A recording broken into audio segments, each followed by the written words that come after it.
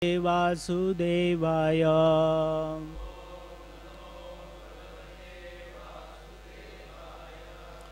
ओम नमो भगवते वासुदेवाय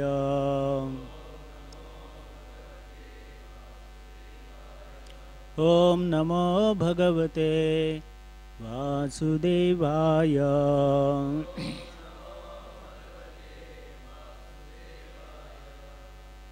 So today we shall be reading from Srimad Bhagavatam, text 15 through 20, chapter 54 of 10th canto. Adhunapi vayam sarve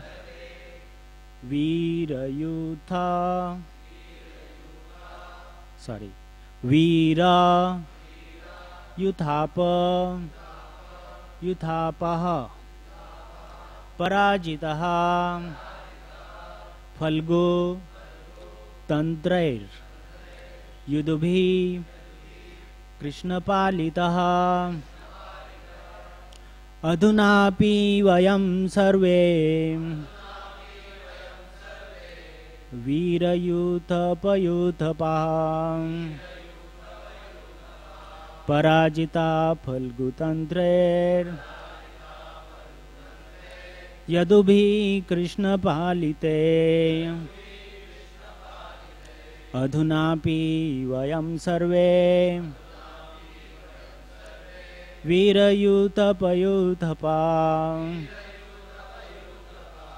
पराजिता फल्गुतंत्रैर् यदुभिः कृष्णपालिते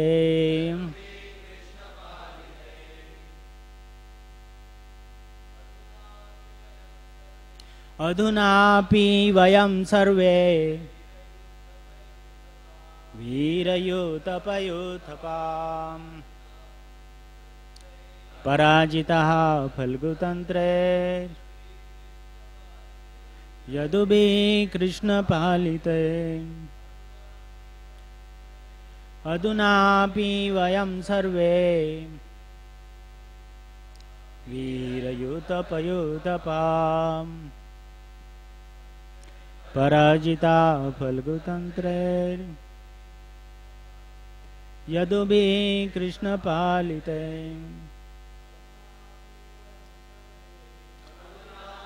वयं सर्वे वीरयूथपयूथपाः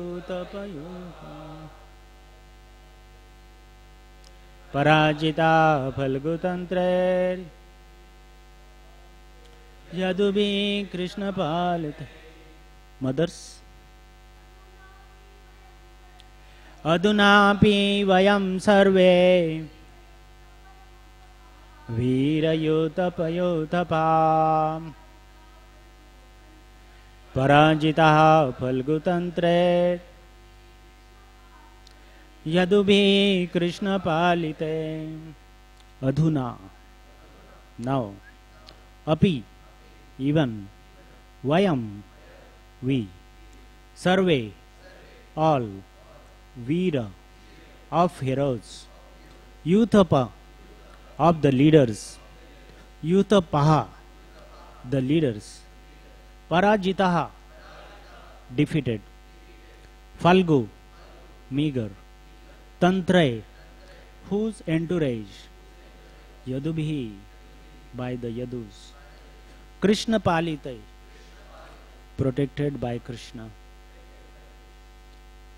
Translations and purports by His Divine Grace A.C. Bhaktivedanta Swami Prabhupada. Translation. And now all of us, great commanders of military leaders, have been defeated by the Yadus and their small entourage, who are protected by Krishna. Please respond. And now all of us, great commanders of military leaders, have been defeated by the Yadus and their small entourage, who are protected by Krishna. There is no purport, so I'll just read another couple of texts. Shloka in translation or just translation, make it. Now our enemies have conquered because time favors them. But in the future, when time is auspicious for us, we shall conquer. Text 17. Shukadeva Goswami said, thus persuaded by his friends, Shishupala took his followers and went back to his capital. The surviving warriors also returned to their respective cities. Text 18. Powerful Rukmi, however, was especially envious of Krishna. He could not bear the fact that Krishna had carried off his sister to marry her in the Rakshasa style.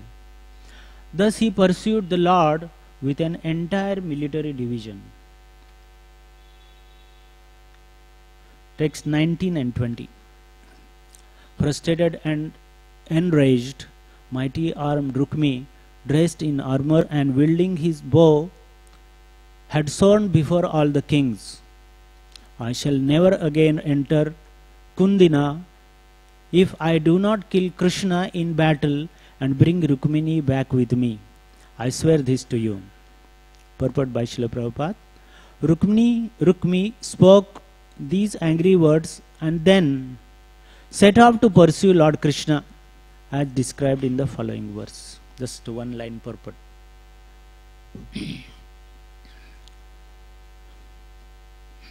Narayanam namaskrityam naran chaiva narottamam devin saraswatin vyasam tato jayamudire nashta prayeshu abhadreshu nityam bhagavata sevaya bhagavati uttama shloke bhaktir bhavati naishtikhi.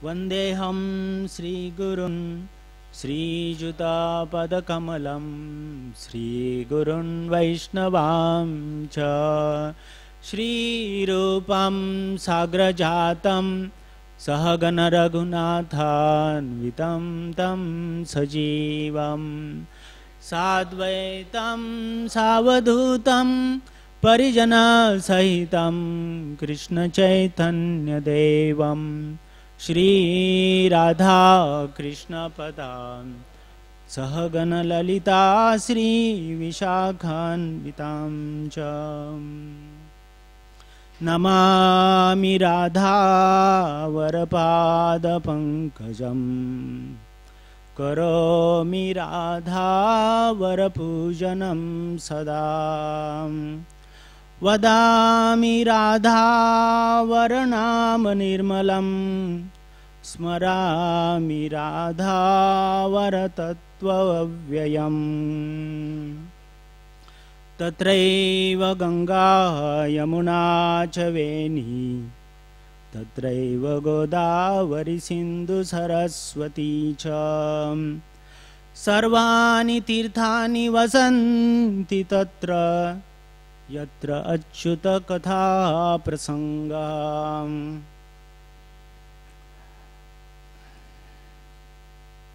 Panchatattvatmakam Krishnam Bhaktarupa Swarupakam Bhaktyavataram Bhaktyakam Namami Bhakta Shaktikam Sri Krishna Chaitanya Prabhu Nityananda Shri Advaita Gadadhar Srivasadi Gaura Bhakta Vrindam Hare Krishna Krishna Krishna Hare Hare Hare Rama Rama Rama Hare Hare.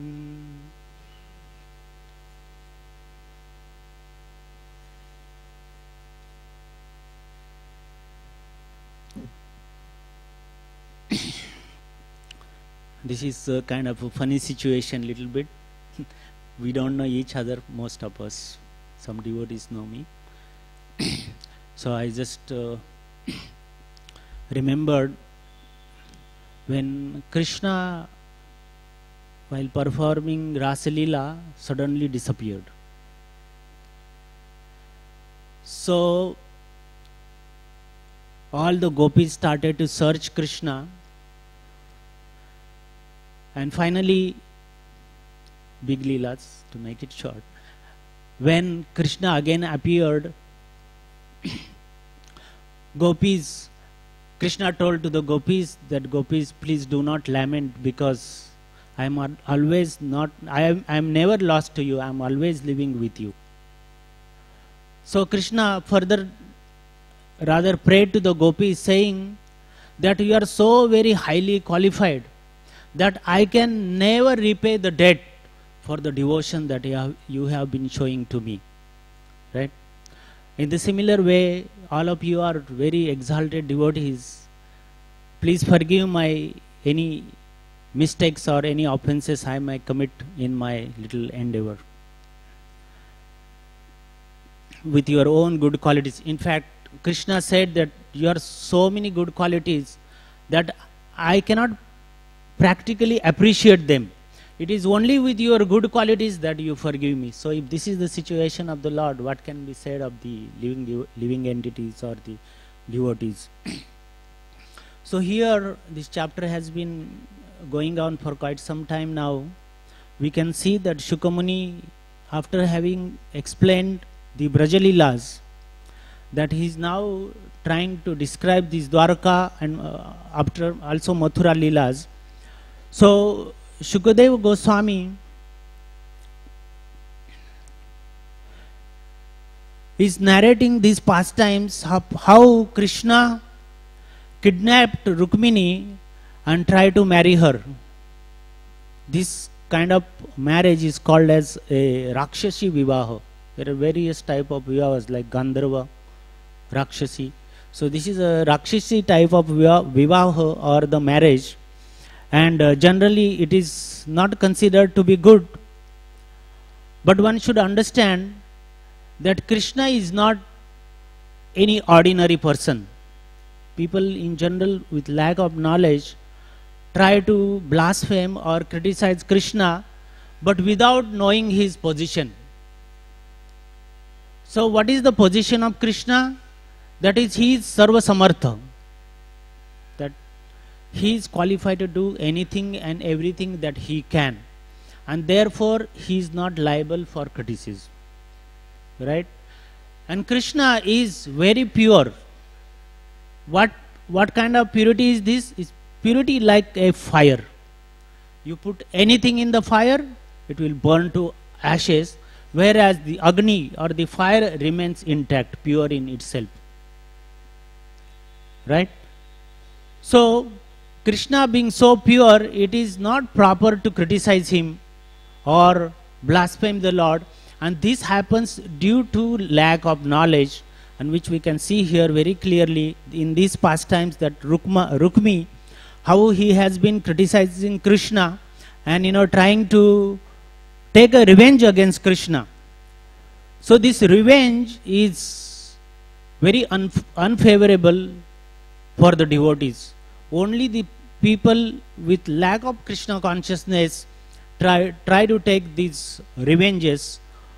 And here we see that Shishupal, also Jarasandha, they are so much hankering to satisfy their desires. Shishupal want to marry, so he is committing all kind of tricks, or even going to the extent of fighting to see that somehow his desire becomes fulfilled. And it is said that this desire alone actually brings one to ruination. So how this happens, I thought I will narrate a small story.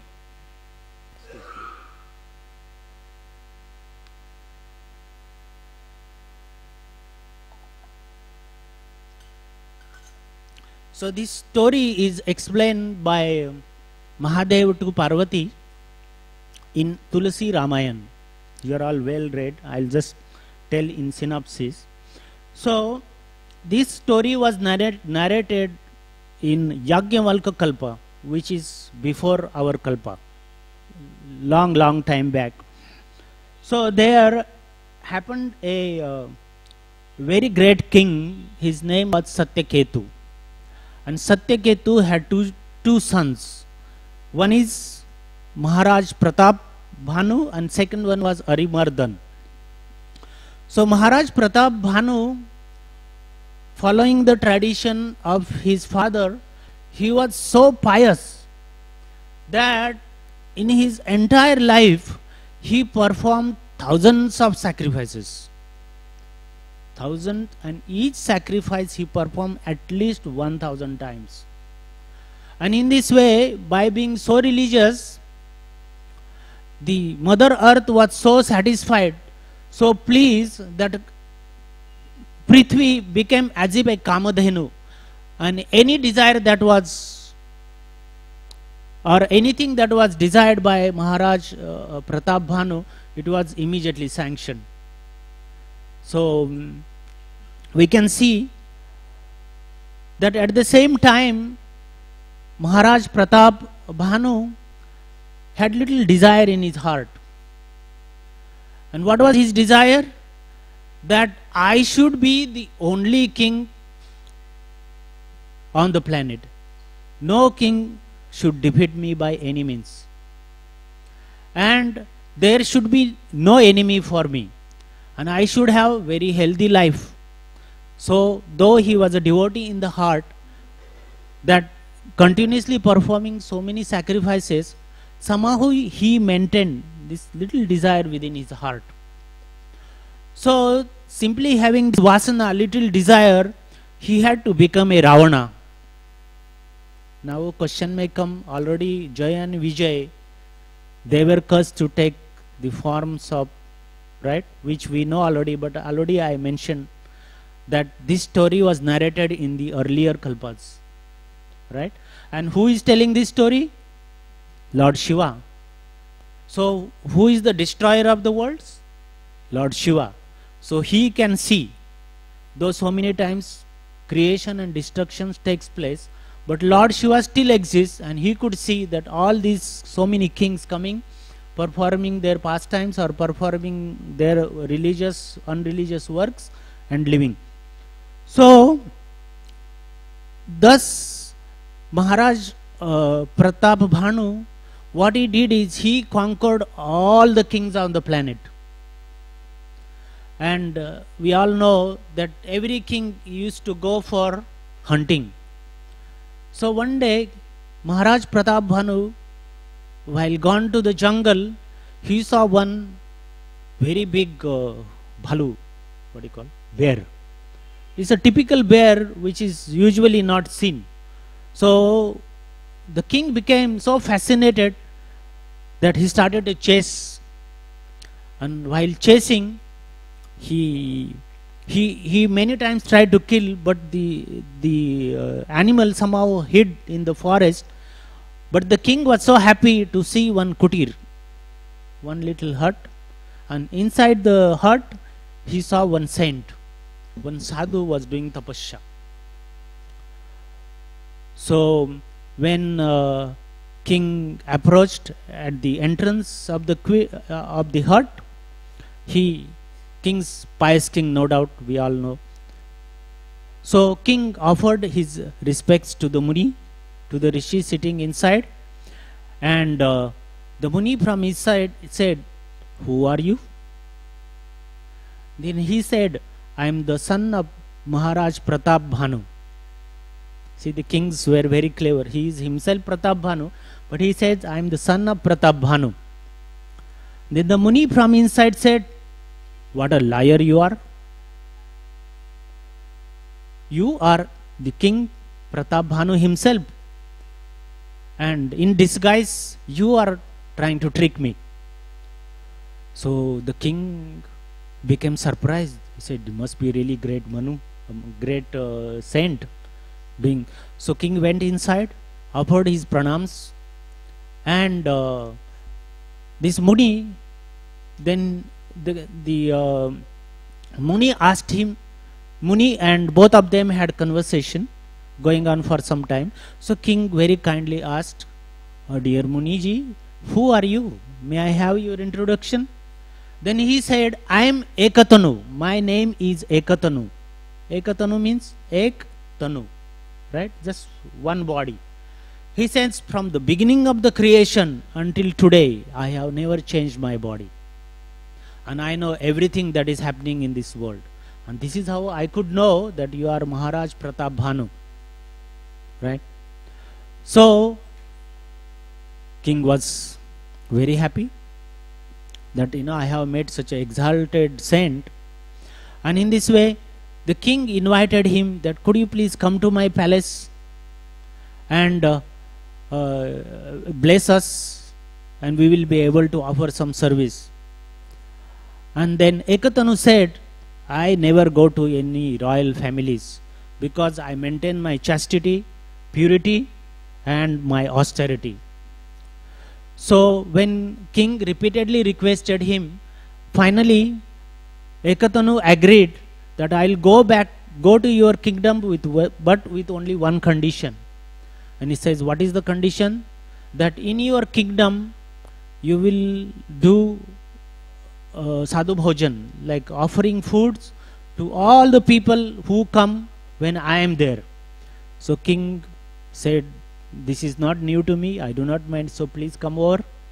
So the king had already come in a deep forest. He could not find his place. He could not get his path back. So the friend of this king, the friend of this Muni, his name was Arimardhan. So I forgot the name. So anyway, so what happened is, he told his friend that my friend will escort you back to your palace, and tomorrow with my Achintya Shakti I will come to your palace, and in this way we can conduct this program. So his friend escorted him. The king came, and king made elaborate arrangements for sadhu seva, or all the citizens whoever were invited. And in this way, 1 day gone, 2 days gone, 3 days gone. So meantime, Ekatanu had planned with his friend who had escorted the king. He was there. He planned that one day you kill, because they were actually demons. We'll come to that. He said, you kill one person and put his meat inside the food, and in this way the food will be contaminated, the king will be cursed. That was their plan. So on that particular day, Ekatanu visited the king's palace, and when food was being offered, the Brahmanas were eating. Suddenly there was a Akashvani, celestial sound, that, oh Brahmanas, please do not eat this food. It is contaminated by the flesh of humans. And in this way, all the Brahmanas got very angry. They got up from their plates, and they immediately cursed the king, Maharaj Pratap Bhanu, that you have been cheating us, you are inviting us, and you have thus offended us.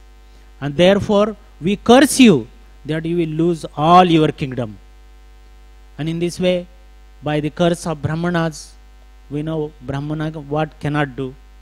Namo Brahmana Devaya Go Brahmana Hitaya.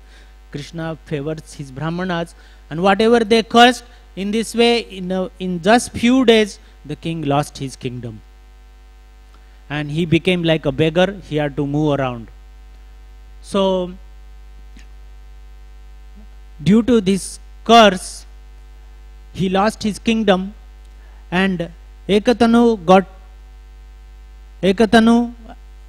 though he got his job done, but you see, this Ekatanu and Arimardhan, his other brother, actually they were also the kings.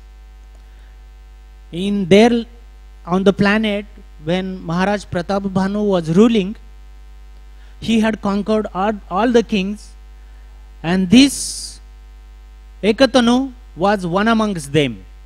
And because he was very disappointed, and out of frustration he became a sadhu, and he was staying inside that cave, right? And the the animal who had become was the another king, right? So these both kings had made a trick because they wanted their kingdom back. And in this way, what happened is, in his next life, Maharaj Pratap had to become a Ravana, like Ravan he became. So you can see, even having little tinge of desire, though the king was pious, very well placed in dharma, artha, kam, still due to having this little desire, he had to become a demon in his next life. Therefore it is said that for the sadhakas, the asha or desiring things other than Krishna are very dangerous, and one has to be extremely cautious and careful. As it is said that by doing asha hi paramam dukkham, nairashyam hi paramam sukham. So one should by all means try to give up materialistic desires and thus become transcendental or perform devotional service. Otherwise what happens? One no doubt has to die, but one can enter into a demonic species of life. So we can hear from the scriptures that this death which we are all scared of is of 5 types. Panchamrityu, what they call. First is called as Jaivik Mrityu. Jiva. Like when the soul passes through the nostril, it is called as a Jaivik Mrityu, and it is painful, no doubt. Second Mrityu is called as a Daihik Mrityu. Daihik Mrityu means after having bedridden with severe diseases, that with lot of struggle, somehow one dies. You know, it's a long time it takes for him to, and so much suffering is involved. So this is called as a Daihik Mrityu. And third one is the Samajik Mrityu, means like social. That is, instead of being or doing welfare work to the society, we try to cheat the people or try to cheat the society. And in this way what happens is, one becomes corrupt in his mind, and thus he is considered, though he lives, he is as good as a dead person. He is considered as a dead person, right? And the fourth one is a Naitik Mrityu. Naitik means moral, not following moral codes of conduct. By not following that, one is also considered as a dead person. And the final Mrityu, which all as devotees we know, is Adhyatmik Mrityu, is totally forgetting the soul and simply grossly engaging in the materialistic activities. So this kind of various deaths that one faces can be very easily conquered by becoming pure in the heart. And therefore Srimad Bhagavatam very nicely explains, Dharmaha projita kaitavo atra paramo nirmatsaranam satam vedyam vastavam atravastu shivadam tapatrayon mulanam. That in order to become free from tapatraya, that one should perform religion which is free from matsar or envy or anything that is not Krishna related. So while performing sadhana, we can see that on the path of sadhana, in order to become purified in our heart, Raghunath Das Goswami gives example, or he is training to his mind that, my dear mind, if you want to be a devotee of Jugal, Radha Krishna, then you have to be very cautious. Why? Because on this path, when you are traversing the path, you see there are many enemies on the way. Right? When we have a wealth, like bhakti is not an ordinary thing, it's a topmost thing, and these thieves try to steal this wealth, even in general says. So Raghunath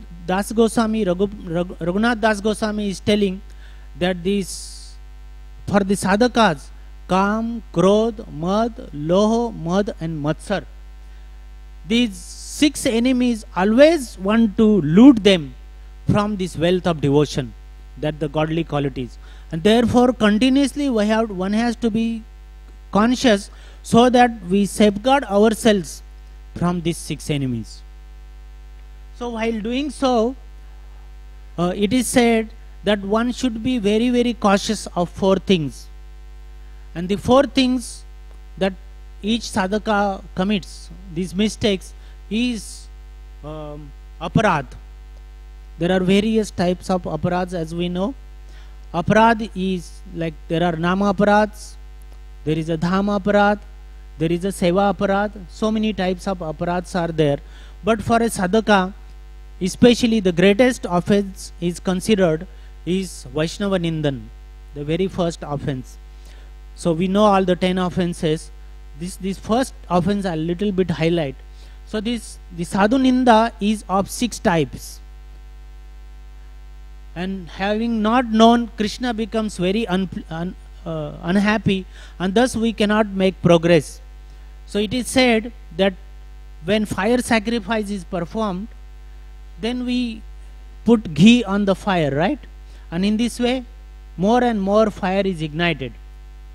But if we put ghee in the ash, can the fire come up? It cannot. And therefore, protecting ourselves from aparadhas is very, very important for a sadhaka. And Vaishnava Ninda, or the first offense towards while chanting the holy name, is categorized into 6. The first one is called as Ninda. In general, simply criticizing. No reason, just go on criticizing Vaishnavas or those devotees of the Lord. To that matter, any devotee. There is a general tendency that only we are the devotees, our sampradaya only has good devotees, and all other sampradayas do not have as much devotion as we have. So in this way, on a subtle level, we actually are offending other devotees. So this is called as Ninda. The second one is Abhinandanam. Not doing Abhinandanam. Whenever you see any Vaishnava, we do not offer respects to them. We do not do their Swagatam. So this is also considered as Namaparad, because the name does not become pleased. Because if we see anything that we see in the world is nothing but creation of the Lord. And those who are worshipping your very Ishtadev, does it make any sense to criticize them or not respect them? And therefore all Vaishnavas should be equally treated, or they should be respected. So Abhinandan plays very important role. Third one is being angry, unnecessarily getting angry at devotees. Very nicely Krishna explains this in Bhagavad Gita. We will not get into it. So what happens? Why this Krodh or Agni is categorized? Because whatever tapasya we have performed, whatever sadhana we have done, we have naturally got some fruit, phalam. So as soon as we get angry, whatever this wealth in the form of this sadhana we have got, it immediately becomes vanquished, and we go back to square zero. And therefore the fruit of sadhana is destroyed, and in this way this sadhana becomes shrama evahi kevalam. So great caution need be taken that we never get angry towards other Vaishnavas, and this is one of the principles for a devotee, to even not get angry and control anger, become free from all these enemies.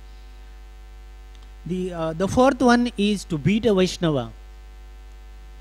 We have seen in situations somehow get angry, then we go to extremes and find this method, but Krishna is not pleased with that. So we got to be very careful.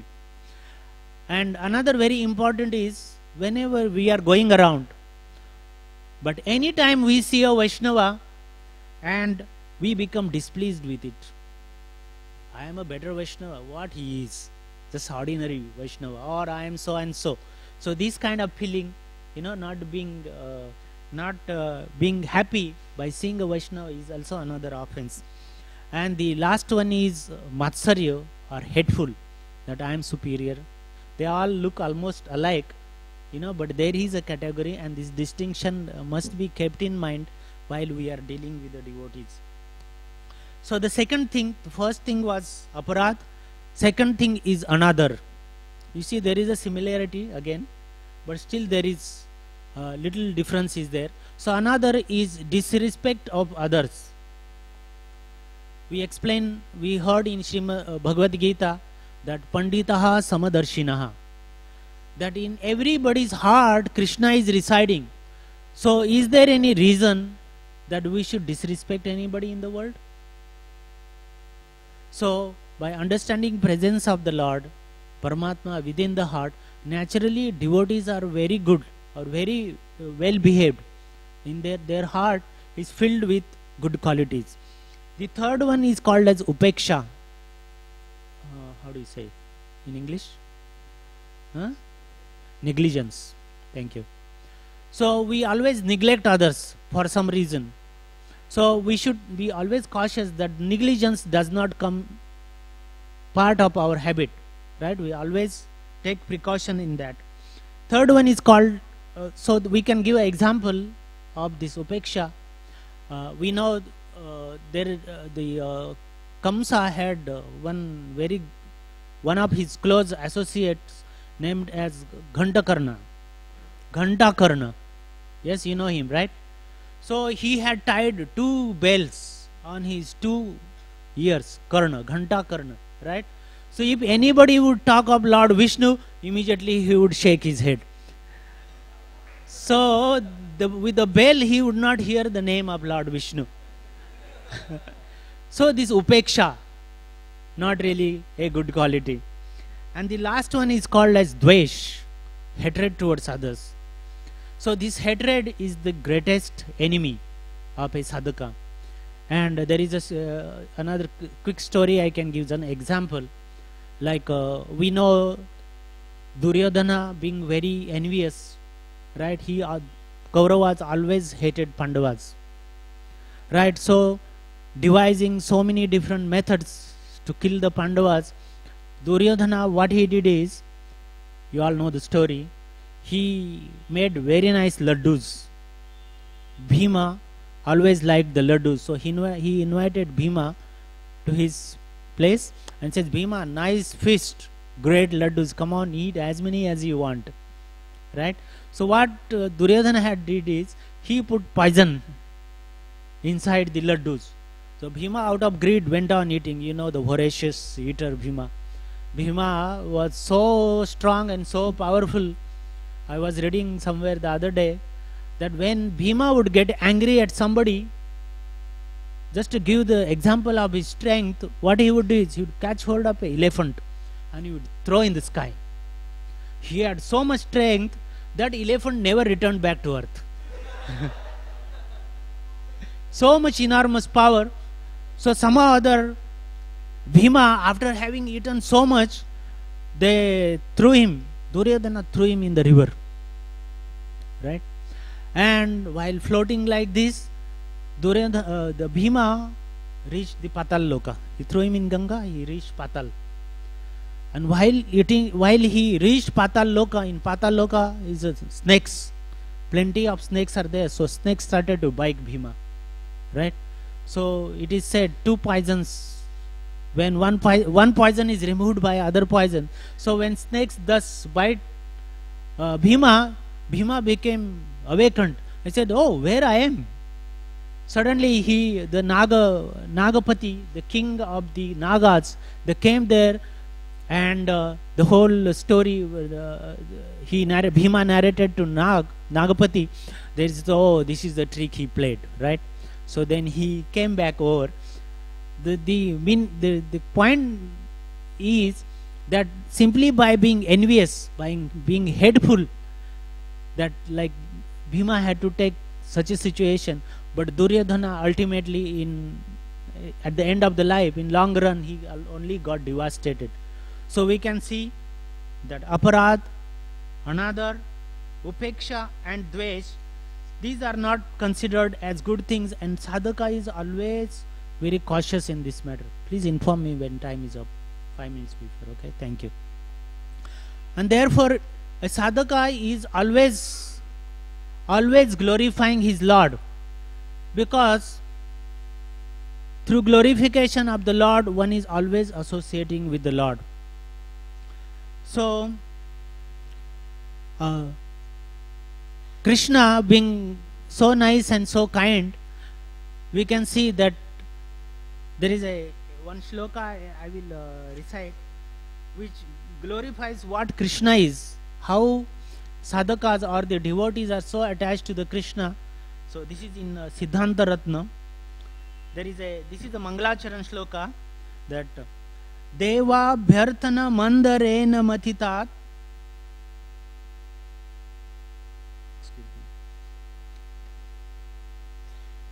That's another one. That's the different shloka. So the description of Krishna is given here, that Vedas tata smriti giro tamachintya shaktim srishti sthiti pralaya karanama mananti tam shama sundaram avikriyatma murtim sarveshwaram pranati matra vasham bhajamaha. That how is this Krishna? The Krishna is Vedas tata smriti giro. That he is so very elevated.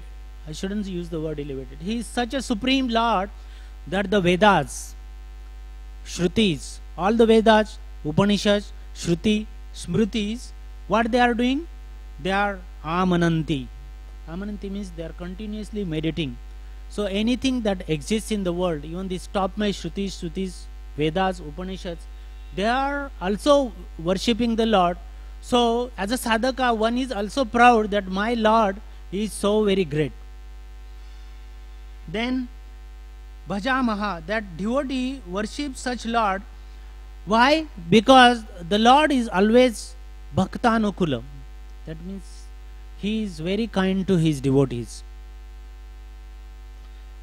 How do we know he is kind to his devotees? Because simply by pranati matra vasham bhajamaha, that simply by offering one time obeisances to Lord Krishna, a devotee actually conquers the Lord. Right? Such great things we may not know because we are just new sadhakas, the neophyte devotees.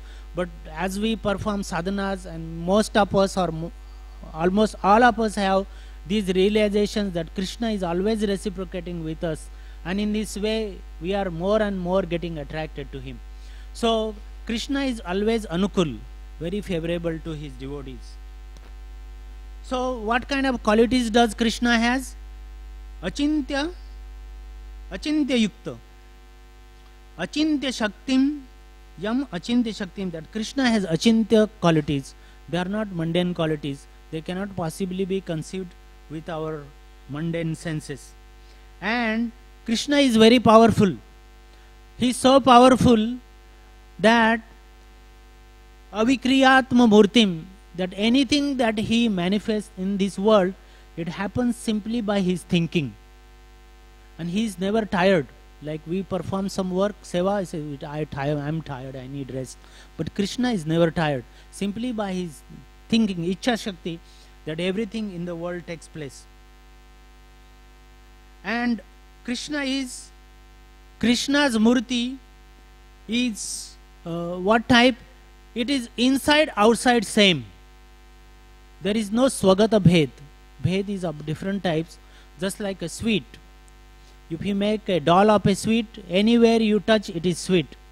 Similarly, Krishna is so pure that inside out he is one and the same. He does not do kapatyam as we see the demonic qualities of people do it. And therefore, devotees always love their Lord Krishna in such a nice way that he is, why he is the Aradhya for the devotees? Because serving Krishna, doing devotion to Krishna is very sublime. We know from Bhakti Rasamrita Sindhu, the 5 qualities mentioned there of bhakti, that bhakti is always auspicious, right? And bhakti can very easily be performed. Generally, it is said that bhakti is very difficult, but actually it is not a fact, as long as there is a understanding and there is a reciprocation in this matter. Science of Krishna consciousness. How many minutes? Time up. So it was so encouraging. I have been here a couple of days devotees do so nice kirtans. I run back and forth to the hospital, but chanting and dancing, the process Srila Prabhupada very kindly brought to the modern world, that very easily anybody and everybody can conquer all these qualities and become transcendentally situated in the Supreme Lord's service. So I just wanted to quote one shloka from Vasudeva Ghosh, one of Chaitanya Mahaprabhu's very close associate, that he mentioned in this song that, my dear Lord Chaitanya or Lord Krishna, you have appeared. Nana avataram karodbi, one, right? That Brahma Samhita we find that many incarnations appeared.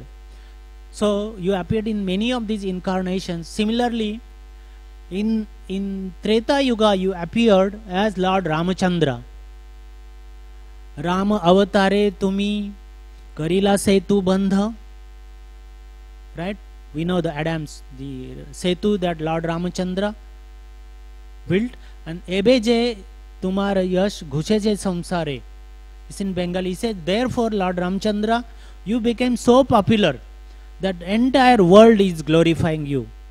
But now, adhuna, in the age of Kali, he says,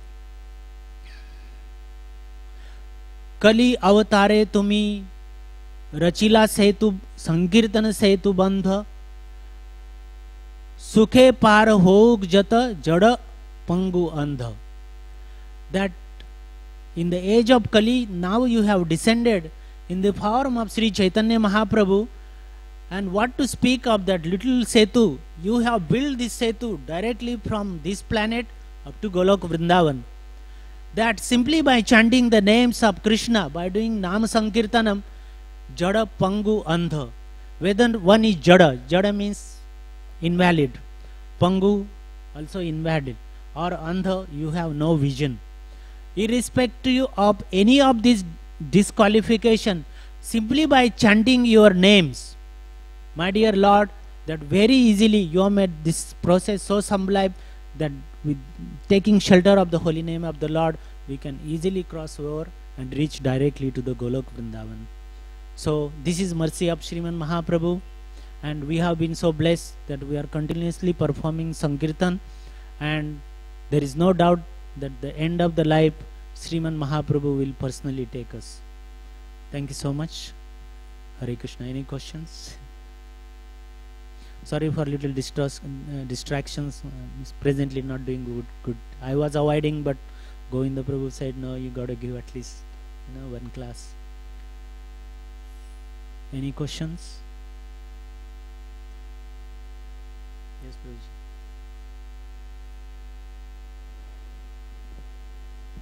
Hare Krishna. Thank you for the class, very nice. So I was wondering, Dhruva Maharaj also, he executed austerities and performed sacrifices purely with a material motive because he wanted the greatest kingdom of all time.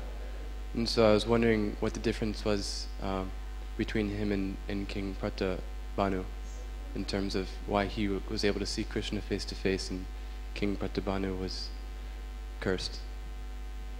Well, these are the Lord's pastimes, you see, like especially Dhruva. Krishna is coming and performing these various pastimes. So it is said, Hari Ananta, Hari Katha Ananta. The Lord is unlimited and his pastimes are also unlimited. So depending on the type of devotees, the Lord performs his role in that particular way. And this story is narrated basically because we can become free from these anarthas which are residing within our hearts. So is the Lord's pastimes. This is how we take it. Any other question? Srila Prabhupada ki, Grantara Srimad Bhagavatam ki, Gaura Premanande.